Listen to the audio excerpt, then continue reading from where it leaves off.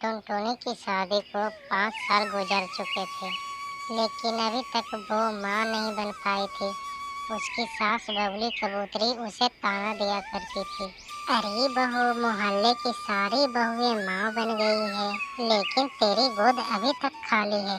मुझे तो ऐसे लगता है कि पोते के मुंह देखे बिना ही मैं मर जाऊंगी। माँ जी, आप ऐसी बातें क्यों करती हैं? इसमें मेरा क्या दोष? माँ जी, सब भगवान के हाथ में है। हाँ, तू तो ऐसा कहेगी ही ना। दोष तुझी में है, तभी तो इतने साल हो गए अभी तक तू माँ नहीं बनी।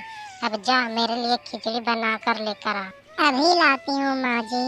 जैसे ही टुनटुनी खिचड़ी बनाने जाती है, तभी बबलू कबूतरी की पड़ोसन उसके घर आती है। अरे आओ सुंदरी, बहुत दिनों बाद आ रही हो। क्या बताऊं बबली कबूतरी, अपने बेटे बहू के पास गई थी। ये लो मिठाई खाओ, बहू को बेटा हुआ है। तू तो बहुत किस्मत वाली है सुंदरी, जो जीते जी पोते का मुंह देख लिया। और एक मैं हूँ जो आज तक पोते के लिए तरस रही हूँ। अब तो ऐसा लग रहा है कि बिना पोते के मुंह देखे बिना ही मैं मर जाऊंगी। तू ऐसा क्यों कह रही है बबली कबूतरी? तेरे बेटे की उम्र कहाँ निकली जा रही है? तू उसकी दूसरी शादी कर दे। मेरे देवर की एक लड़की है, अगर तू कहे तो मैं उनसे बात चलाऊं। हाँ सुंदरी, अब लगता है कि मुझे ऐसा ही करना पड़ेगा। तभी टुनटुनी वहाँ पर खिचड़ी लेकर आती है और दोनों की सारी बातें सुन लेती है। वो कमरे में जाकर रोने लगती है।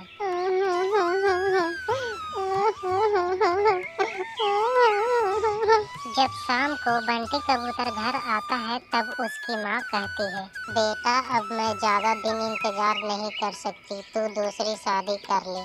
आज घर पे मेरी दोस्त सुंदरी आई थी, उसने एक चिड़िया के बारे में बताया है। अब मैं तेरी एक नहीं सुनूंगी और जल्द ही इस चिड़िया से शादी कर दूंगी। ठीक है माँ, मैं दूसरी शादी करने के लिए तैयार हूँ।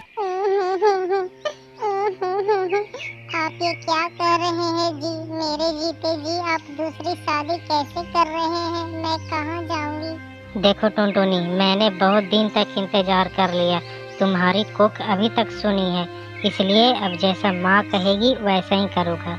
तुम इस घर में रहना चाहती हो तो रहो, नहीं तो फिर जा सकती हो। हाँ, मैं अपनी सौतन के साथ नहीं रह सकती, मैं जा रही हूँ। मैं किसी भी तरह जी लूंगी। इतना कहकर टुनटुनी घर छोड़कर चली जाती है और अपना पेट पालने के लिए पक्षियों को घर में झाड़ू पोछा करने लगती है। अचानक टुनटुनी को उल्टी होने लगती है, तभी उसकी मालकिन उससे कहती है, टुनटुनी तुझे क्या हो गया? तुझे उल्टी क्यों हो रही है? तो रुक, मैं अभी डॉक्टर को बुलाकर तुम्हारी चेकअप कराती हूँ।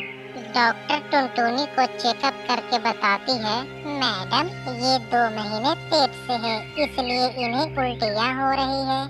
मैं कुछ दवाइयाँ लिख कर दे रही हूँ, इन्हें समय समय पर देते रहिएगा। डॉक्टर के जाने के बाद टुनटुनी फूट फूट कर रोने लगती है।